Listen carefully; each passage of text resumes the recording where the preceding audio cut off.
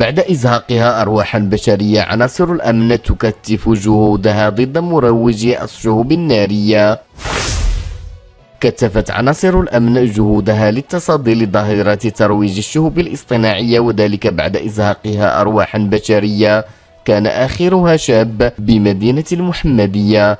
وفي هذا السياق قادت الأبحاث التي تقودها عناصر فرقة مكافحة العصابات بولاية أمن سطات إلى توقيف شخص يشتبه في تورطه في حيازة وترويج الشهب النارية والمتفرقعات المهربة، يبلغ عمره 29 سنة. وحسب ما أوردته مصادر إعلامية فقد تم توقيف المشتبه فيه بنقطة المراقبة بمدخل مدينة سطات مباشرة بعد وصوله على متن سيارة أجرة، حيث أسفرت عملية التفتيش المنجزة عن العثور بحوزته على 36619 وحدة من المفرقعات والشهب النارية. وأشارت ذات المصادر إلى أن هذه العملية الأمنية تندرج في سياق جهود مصالح الأمن الوطني لمكافحة ترويج المواد المتفجرة التي يشكل استعمالها خطرا كبيرا على سلامة الأشخاص والممتلكات.